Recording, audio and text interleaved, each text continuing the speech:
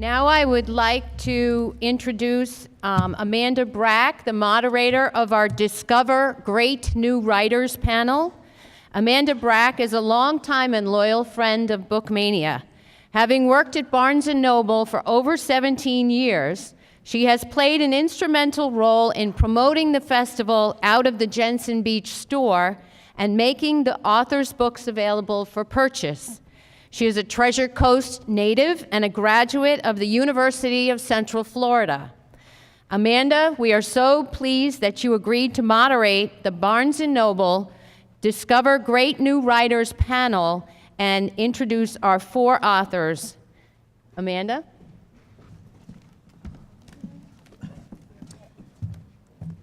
Well, good morning.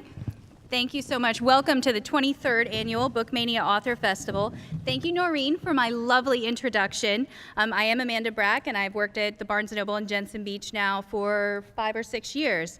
I want to start with just taking a moment to thank the Library Foundation of Martin County and the Martin County Library System for hosting Bookmania and allowing Barnes & Noble to have been a partner in this year after year. We started working with Bookmania 21 years ago when our store opened in 1996. I also want to give a special thank you to a lady who is very instrumental in putting together this every year.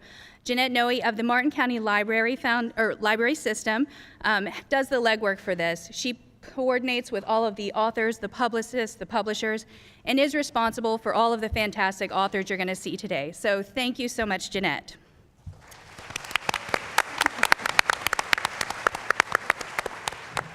This morning, I have a great privilege to present you with the Discover Great New Authors panel. Barnes & Noble established the Discover program in 1990 with the goal of connecting readers with unforgettable stories from lesser-known authors. Publishers submit over 1,000 entries each year to be considered for the Discover program, and of those 1,000, approximately 50 are chosen to represent the program. If you walk into our store, Discover titles are displayed prominently at the very front, and while they cover a variety of topics and genres, they all share one characteristic. Discover titles are not just stories you will read, but they're narratives that you experience.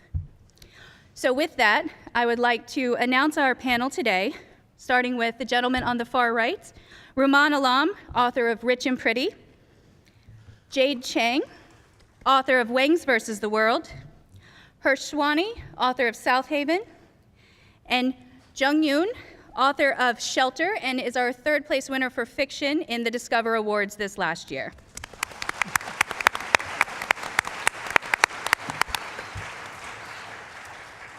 So let me start with asking each of you, give us a 60-second synopsis of your book, talk about the inspiration that caused you to start writing it, and how did that inspiration manifest in the final version? Rumaan? So I always have to go first alphabetically, so I'll do it. My novel is called Rich and Pretty, and it is the story of 2 women in their early 30s in roughly contemporary New York City and the evolution of their friendship with one another. It came out last June, so you would think I would have a good explanation of why I wrote a book about 2 women in their early 30s in New York City, but I don't have a good explanation for you. But that is what it is about, and it is about the intimacy of chosen relationship. We are all born to somebody, we are all raised alongside certain people, but your friends are people you choose, and it is a very different and specific kind of intimacy, and it's a look about what happens to that central relationship in your life as you make different choices, as you begin to get married, or you succeed professionally, or you grow up. So that's what my book is about. Hi. Okay, so the Wangs versus the World. It's kind of about a family on the run. Things have been going very well for the Wangs, but now they are not. Basically, Charles, the father, is a businessman who immigrated to America from Taiwan. He got here, made a huge cosmetics fortune, but when the book starts, it is the beginning of the financial crash, so he loses it all. And now that he's lost his fortune in America, he decides that he wants nothing more than to go back to China and reclaim the land that the communists once took from his family. But before he can do that, he has to figure out what to do with his family here in America. And basically, he packs up his 2 kids who are still in school. The youngest is Grace, who's in high school, but she really sees herself instead as being a style blogger with a very sizable following. And then there's also the middle son, Andrew, who is in college, and he's an aspiring stand-up comic. So we get to see him do some stand-up sets across the country, which is very fun to write. And their stepmother, Barbara, who named herself after Barbara Streisand, which might be all you need to know about her. And they're headed across the country to the oldest daughter's house. And the oldest daughter is Sina, a disgraced art world it girl who's now kind of in retreat in upstate New York. And so the story really is about that trip and what happens to them as a family when the worlds that they thought would be theirs kind of fall apart. And there's so many things that made me want to write this book, but I think people always want to know if a story is true. And essentially, nothing that happens in the book is true, except that it's all emotionally true. But the backstory of the Wangs is the same as my family's backstory. I also come from a family that kind of owned land in China for generations, and then World War II, the rise of communism, the Japanese invasion, they lost it all. And I grew up with a father who always talked about kind of going back to China and reclaiming that land. So it was a kind of yearning that was very familiar to me. Yeah. Hi, everybody. It's nice to see you all. Thank you so much for being here, and thank you for hosting us, Barnes & Noble and Bookmania. We've been treated very nicely since we've been here. So my book is called South Haven, and like so many novels and so much literary fiction, it's about grief and love and the way in which human beings kind of react to and perform these elements. But principally, it's about an Indian American family in New England, and at the very beginning of the novel, the matriarch of the family dies, and it's just about how the men who are left behind cope with this devastating loss. And so the novel ends up being how when people don't deal with grief kind of effectively, to my mind, i.e. every one of us, I certainly haven't figured out how to grieve, they can sometimes become irrational, they can sometimes become unhealthy, they can sometimes even become violent. So it just kind of, it explores the ramifications of grief and the connection between grief and politics. I was writing the novel right after my father died, so in the protagonist is very much like my own father, so in some ways it was a way to kind of just unpack who he was for me, even though the novel in many ways isn't autobiographical. Interestingly, I was writing a novel about two adult friends, and I wrote a line that their parents had slept together when they were children, and someone who was reading my book said, well, what did that look like? And I said, well, I don't know. And I started writing the story of these two adult friends as children just to understand this book. And I started writing a line, a paragraph, a page, became 30 pages, it became 100 pages. And I said, I can't get out of this flashback. What do I do? And my wife said, this is your novel. And she was like, anyway, what you were writing originally kind of sucked. So I think you need to stick with this. So there you have it. Good morning, everyone. My novel, Shelter, is about a man named Kyung Cho, and at the start of the novel, Kyung is a college professor, and he's married, and he has a 4-year-old son, but he is broke. He is underwater on his mortgage. He's behind on everything else. And Kyung is also estranged from his elderly, wealthy parents who happen to live in the same town.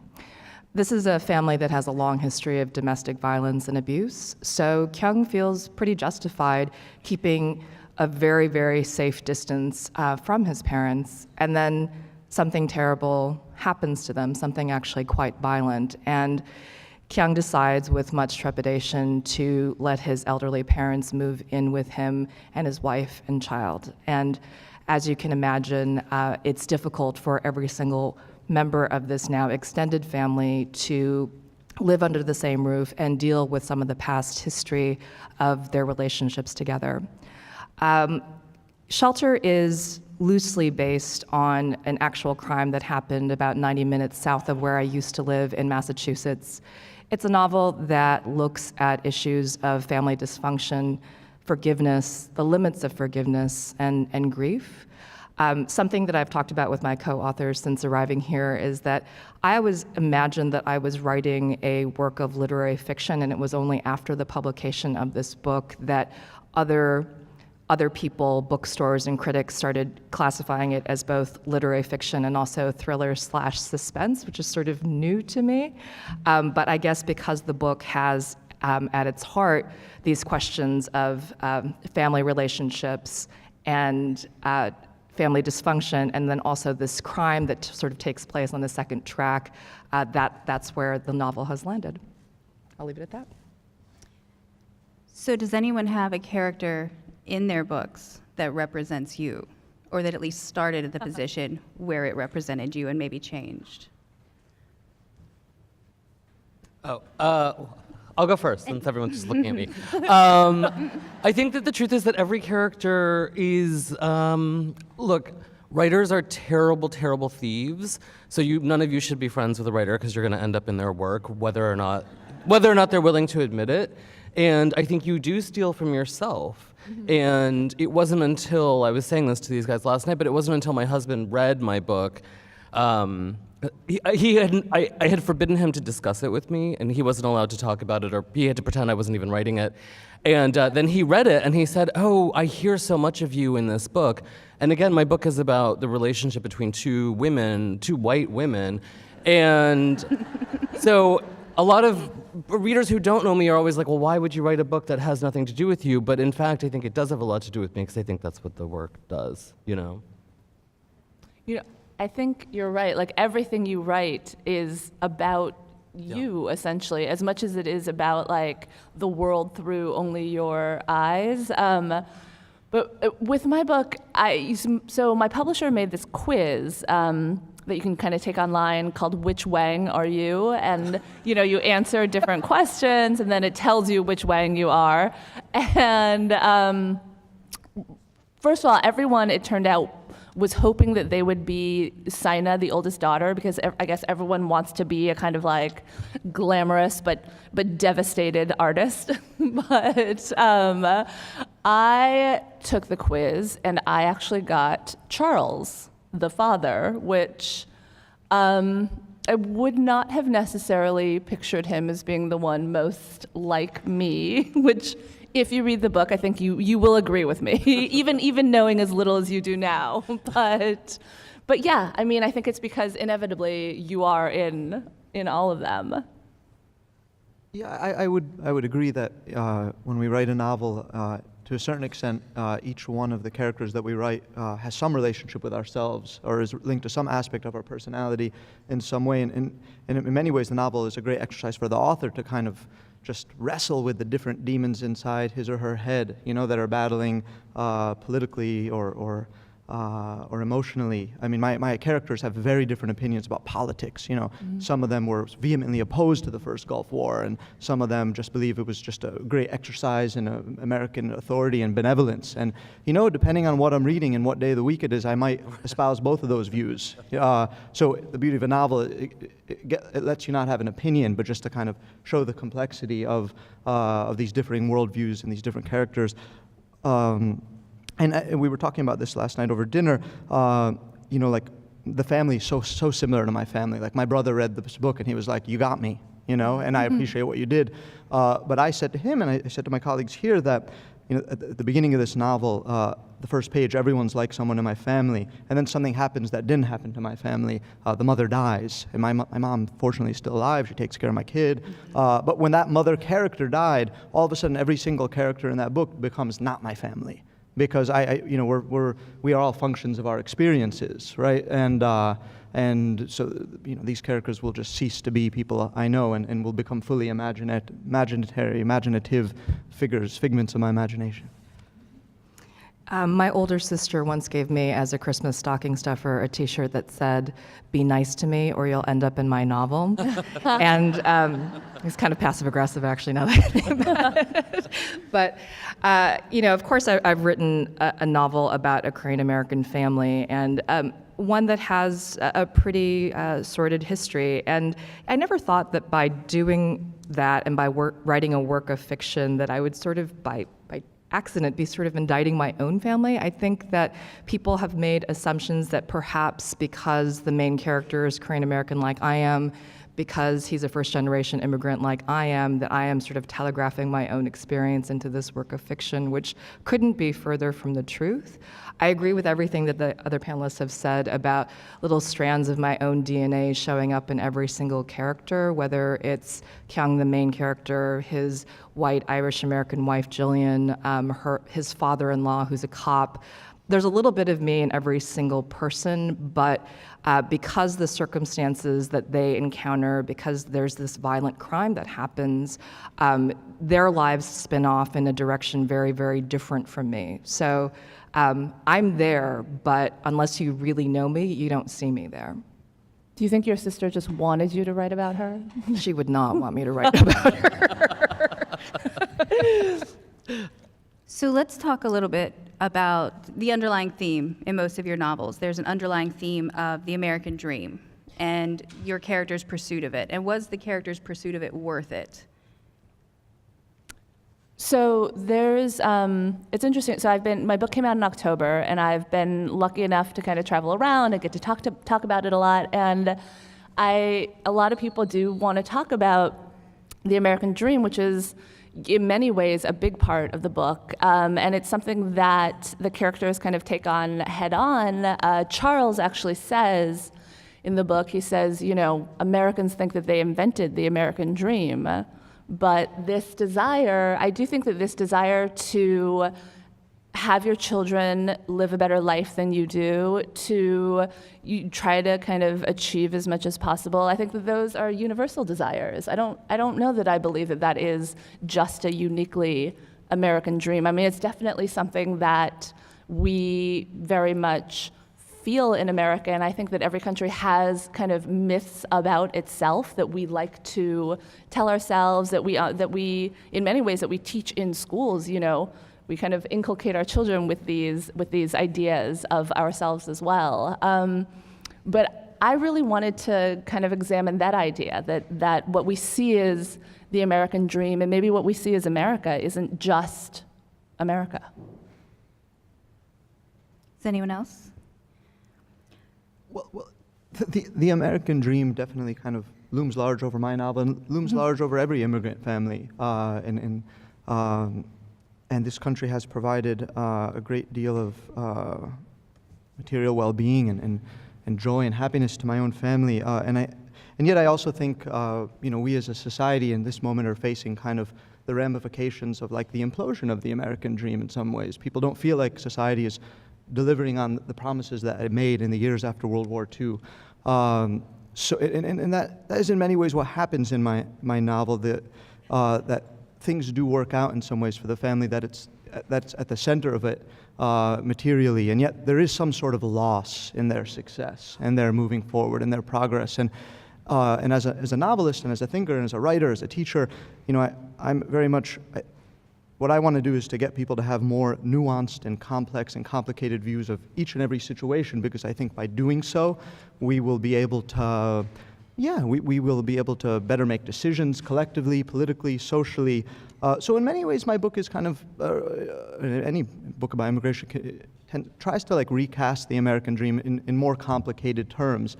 And I think if we all collectively get a sense of what's good and what's wrong, then we might have more realistic expectations of our society and of others in it, and we might avoid kind of getting to these angry, divided moments, such as the one we're in right now. So in Shelter, Kyung is doing well, but he's not doing well as his parents, who were the first generation to arrive. And that creates a sort of pressure because Like my own parents who came to this country because they wanted my sister and I to have more opportunity than they did, there is this pressure for the 1.5 or the second generation to be more successful than the generation that preceded them. But I think the issue is much larger than just the immigrant experience, in the sense that I look at my students, I teach at a university, and many of them are going to be graduating from college with an enormous amount of student loan debt. It's hard in terms of finding jobs that allow them to repay the cost of their education.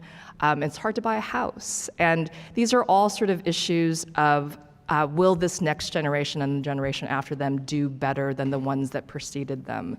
And that's something that is individual to this particular family, and over the course of the novel, we see how some of those pressures play out. So let's talk a little more there about how your experiences, either growing up as a minority in the U.S. or perhaps immigrating or being a second-generation immigrant, how did that affect your writing topics and what you've chosen to cover? Rumaan, do you want to Well, start I think I said this. I've said this before, and it's like it's my stump speech about this. But when you grow up different in a society, and there are varieties of ways of defining difference, one of the things that you get is invisibility. And my own experience as a younger person, especially, was one of invisibility, but that is a superpower. And it lets you become a watcher. And so much of my book is born out of my experience watching other people. So I wrote a book about people who don't look like me, but about people who I feel like I knew and I got to watch. And so I think that is the relationship. So I think when I do get questions about why I wrote a book in which the protagonists don't look like me, my answer is that my identity is still very closely connected to the point of view in the book. I grew up in North Dakota, which is a really odd place to grow up. And I think as a result of where I spent years 4 through 18, like Rumaan, I had a very observational quality to me from a very, very young age. I was accustomed to seeing the differences in the way that people treated each other and how those differences manifested. If it was a man talking to a woman, if it was someone who was white who was talking to someone who was not white, not that there were all that many of us, differences in interactions based on class. So I grew up noticing these things, and I think that's what writers do. We notice, and then we sort of take those threads of what we see and create characters with them that feel human and interesting and alive. So people always ask me, like, did you enjoy growing up in North Dakota? And, you know, in some ways I did, and in some ways I really didn't, but I think so much of my writer's eye is based on the fact that I grew up in this place that at times felt kind of isolated. And I think my writing has improved and been really affected by those 15 plus years of my life. Okay, so my experience was pretty different, which I think also has possibly led to a different kind of book. I do think our young experiences shape so much of what we do and who we are. I grew up in Los Angeles. I grew up in a community that was pretty much all a lot of Asians, a lot of Latinos, a lot of people from the Middle East, and then also it's sort of a lot of Mormons, a lot of Jehovah's Witnesses. Just pretty much every person that I grew up with was someone who would be seen as a minority in some other context. And half the cheerleaders at my high school were Asian, so it's just a whole different kind of world. And I think because of that, I really wanted to write an immigrant novel that kind of kicked the traditional idea of the immigrant novel in the face, and in the sense that I wanted to write about people of color who did not feel like they were just struggling to fit in, that was not about issues of assimilation, that wasn't about people of color who felt like they couldn't measure up, and it was very much about people who saw themselves as being completely central to the story of America. And yeah, I think that definitely had a lot to do with where and how I grew up. Jade, you have to tell the story about your friends and the cosmetics and always looking. Oh my God. Okay. So I told them this yesterday, but we were talking about kind of always sort of the sensation of being an outsider or not, and so I have several friends who are very beautiful white women who often complain about their own amazing looks, and I always felt like it was really confusing and just kind of a waste of time to kind of keep comparing yourself to other people, right?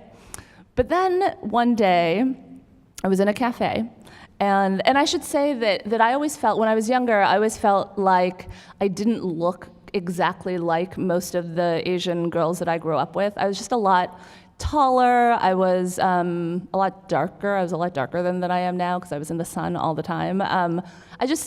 I never felt like I had to kind of compare myself exactly to anyone because I just didn't feel like anyone looked exactly the same, and there are very few people in the media to compare myself to in a kind of one-to-one way. And then I was in a cafe one day, and this woman walked in who was, she's Asian, and she just looked more like me than most people that I have met, but she was also just clearly much more beautiful in a very spectacular kind of way. Long flowing hair, like perfect features, very tall, perfect legs.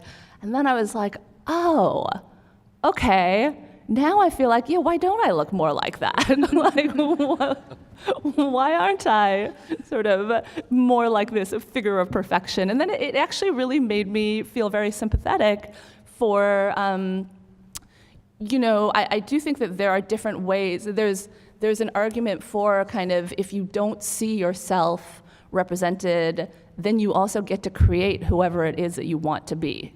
And so you can kind of try to find a power in that as well. You also you did say before, though, that you wanted to implode the form of the immigrant novel. Like, I think the flip side is that all four of us, there's a very specific expectation around the kind of novel that somebody who looks like the four of us on the stage would write. And I think all four of us, to some degree, I don't know if you guys would agree with this, sort of consciously pushed against whatever that expectation would be, Yeah. And I think that's kind of a product of this time, this era. Yeah. So. Yeah. I just want to chime in quickly, if you don't mind. I grew up as kind of one of the only minorities in a middle and upper middle class turned upper middle class town in the 90s. I think we're familiar with that notion, and being different definitely filled me with a deep sense of just uneasiness and self-loathing during my coming of age. I think that's a universal feeling for all adolescents, though, right? I mean, where are you coming from, what you look, but these negative feelings were exacerbated, and it was as an adult that I started to embrace every part of me, the American side and the Indian side, and then you get this notion of the hyphenated identity, the Indian American, the African American, the Jewish American, the gay American, right? Now these are, and so and I think people are wary of these identities. People are scratching their heads and saying, well, why don't you want to integrate? Why don't you just want to be like everyone else? And I want to say I get that. I understand there's a need to integrate and to be a part of a larger community. But I also want to say that when you see people who are embracing their roots, that it's simultaneously healthy for society. People, when people don't love themselves, when people feel alienated, when people don't love every aspect of their identity, every aspect on both sides of the hyphen, it is then that they go to the fringes of society. It is then that they embrace extremism. It is then that they are, that the situation can become very problematic.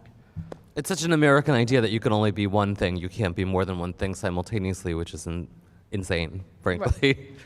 I mean, I'm gay and brown and first generation. I'm like 20 things at once. I have black children. I have and everybody has that kind of demographic specificity when you really get down to it. So Rumaan has our entire melting pot nailed down, I think, there. If the audience has questions, will you at this point pass them to the center? Any of the questions that are coming through? And as we're collecting those questions from the audience, Given the current changing political climate, do you feel that your book would be read differently today than perhaps when you were writing it?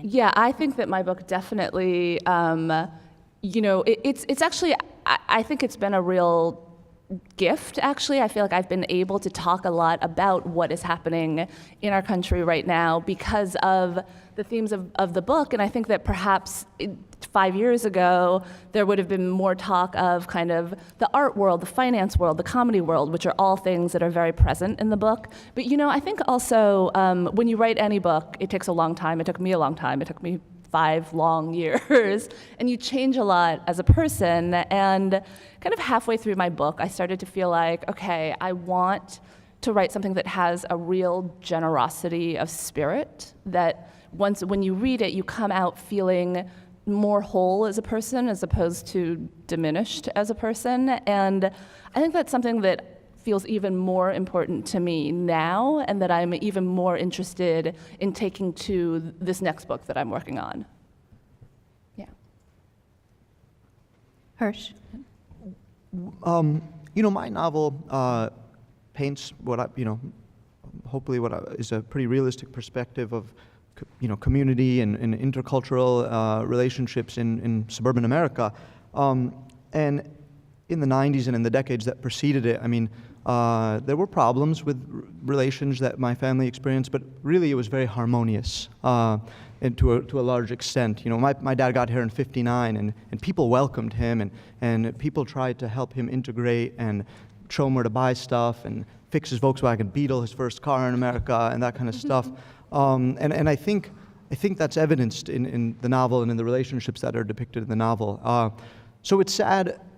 So I wonder if the novel might stand as a contrast to the way in which communities are relating to each other right now.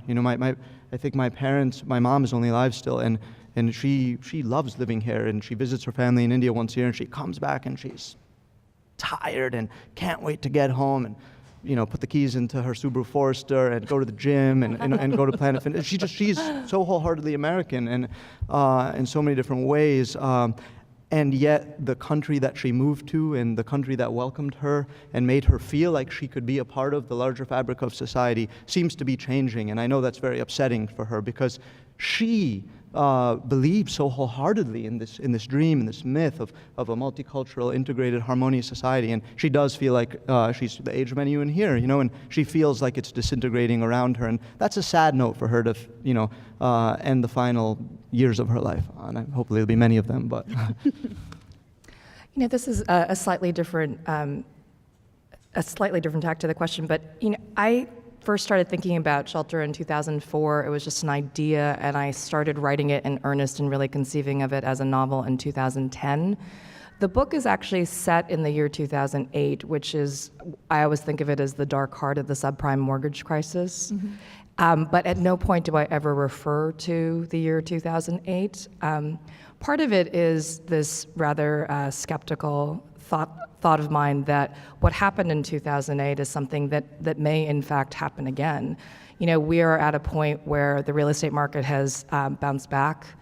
We're at a point where housing values are where they were before the crash. And what's interesting to me is that when you look at the financial indicators, our level of indebtedness is right back to where we were before. So on that level, I wonder if the setting and sort of the landscape financially of Shelter is something that is going to return to us again at some point. I hope that is not the case, but there are often times, especially talking to my young students who are going, $40,000 to $50,000 of debt every single year for their college education, if that time might actually come and revisit us again. Ruman, do you want to add anything on this Well, one? I was going to, in light of what Jung was saying, I was going to say that I think a political moment is always much longer than we believe, and that we're too close to, it's impossible to evaluate without the distance of time what is happening, and we all worked on our books over the period of the last, let's say, decade or so. So they're going to crystallize and capture something that was true then and that remains true now. And it's really only like the children of the people in this room who will be able to say, oh, this is what that book was picking up on in society. It's happening now, so we can't really see it. It's an excellent observation. So our audience questions are a little bit lighter. Good. They want to hear a bit about your writing process. How many hours do you write? Where do you write? How long did it take to finish your book? Do you write computer? Do you write longhand? So talk a little bit to us briefly about what that process really looks like. This was my first book. I wrote it under significant duress, I would say. I was on hiatus at my job. I worked in a magazine at the time, and I had a young child, and so my strategy was to write the book at night. So I wrote my book between 7 p.m. and 3 a.m. On a computer because I can't write with my hands anymore because I can't read my own handwriting. And it was absolutely insane, and I don't think anyone in this room should ever stay awake from 7 p.m. to 3 a.m. working under any circumstances.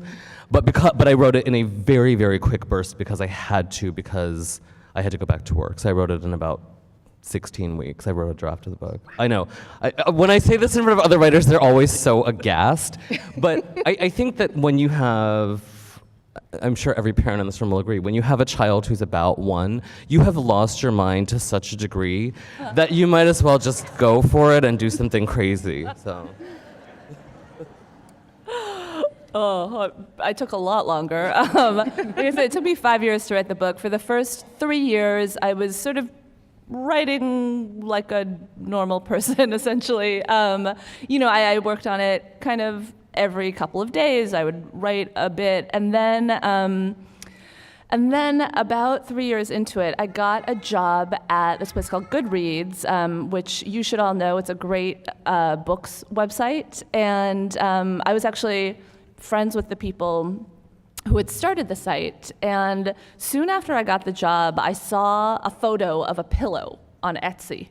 And the pillow was stitched with these words that said, if you don't work on your dream, someone else will hire you to work on theirs. And it was, Wow. And it was one of those moments where I was like, oh, my friends just hired me to work on their dream. I'd better get to work. And so for the last year and a half of writing that book, I basically worked my day job all day, and then I went to, I think the rare person who works better kind of in opposition. I work better with like loud music and people all around me and maybe some drinks and just, a lot of stuff going on. I can't work by myself in a quiet room. So for the last year and a half, literally all I didn't hang out with friends. I didn't do anything social. Just every single night I would go from about 7 to 1. I would go somewhere and work. And then finally it was done. Yes. My process, I do a lot of work with writing by hand, so I will write a first draft of a chapter, let's say, first just like scribbling wherever I am in a little notebook, and then I get like a yellow legal pad or a white legal pad, and I'll write a chapter by hand, and I have very messy handwriting, and I think if I were growing up today, I would have been diagnosed with some sort of fine motor skill disability or something, definitely, undoubtedly, so I do that by hand, and the beauty is I can't read it really. And then I take a device, it's a word processor called the Alpha Smart Neo, and it was a device used to teach children with learning disabilities, and takes 2 AA batteries. You could see 5 lines at a time. It could store a whole novel on it, nothing else. And I write a draft of like an entire piece just on that. Has no internet, no anything. Wow. And then that hooks up to a real computer, like 2017 MacBook Air, fully, and then I edit it and shape it, and so it goes through those three processes, and then I'm done, and I feel quite confident by the end that it's gone through a process that I've cultivated over a decade, 15 years now, that I no matter what's there, I know that it's good to go into the world. Wow, that's great. When I first started writing my book, I was a college administrator. I had a pretty strict 9 to 5, and I kept trying to come home and work on my book. And I found that writing after work was kind of like going to the gym. I would find like all sorts of excuses like not to do it, like one stressful email and it's like no novel writing tonight. So I'm not sure how many years ago it was, but I think it was like 2009 or 10 when I just started getting up in the morning and setting the alarm at 6 o'clock and trying to write then. And then 6 o'clock became 5:30 and 5:30 became 5. And these days I wake up, I think, without an alarm, probably at around 4:45. And I focus all of my writing time in the morning. I write on a computer. I prefer very much to be in my own space. I don't do writers' residencies or go to coffee shops because I like the silence and the quiet of the morning. And one of the interesting things that I found about switching the time that I do all of this work is that putting the thing that matters the most to me at the start of my day and starting every single day doing whatever writing work I need to do that morning, it's made me better in all the other areas of my life. It made me a better college administrator. It now makes me a better college teacher because it doesn't feel like my writing is competing against anything else when I start the day with it. Thank you. As a wrap-up question for each of you, when your readers finish the last line of your book and close the pages, what thought, feeling, or idea do you hope that they are taking away with them? Roman? I always have to go first. What? Set Oh our my tone. God. And Amanda told us this question, and you would think I had like really prepared an answer. My book is about intimacy, and I hope that when you close the book, you think of a person in your life with whom you have or once had a very profound intimacy. That's my hope. Amanda did tell us this question, and I was going to say what I said earlier about generosity of spirit. I forgot that I was going to say that, so blew that. But it's true. I mean, I do really hope that when you get to the end of the book, you're crying. But I hope that you're crying sort of kind of tears of connection. God, that is the cheesiest thing I've ever said in my life. But you know, I hope that it is this sense of feeling what it is to be part of a family with babies, and feeling what it is to have sort of really tried to sort of reach some kind of goal or place or dream that you want to be, and maybe not getting that, but finding some of the beauty in that. A sort of unexpected sense of beauty, I guess, is what I hope that people will find. Yeah. At the end of my book, I think my characters kind of get a chance to move on with their lives after a great deal of hardship and sorrow. But I'm very interested in the idea that, with every ounce of progress and forward movement, there might potentially be some loss involved. And I don't think we need to get mired in that. I don't think we need to dwell too heavily on it. But I think I want people to walk away with the totality of that notion of progress, that it is a nuanced thing. And, so many books are sad, and I think my book is pretty sad. And I want to tell people that, to me, like, the reason I write sad things, and the book ends sadly in some ways, is because I feel like, if we embrace this and stare it in the face, it might be a means of it might be a means to our deliverance from it. So I don't focus on the sad and the bleak just to be negative or unduly fair. It's genuinely, from deep within inside me, a way of figuring. Like, I don't think we can move forward and transcend the limitations of our current moment unless we just unless we are honest about the combination of pleasure and hardship that defines every endeavor in human existence. Going slightly off script, but I woke up this morning thinking about the man who was sitting behind me on the Southwest flight down to Florida. He was a really, really angry, upset man. He was angry at the baby who was crying. He was mad about this teenage girl who apparently brought a suitcase that he thought was too large to fit in the overhead compartment.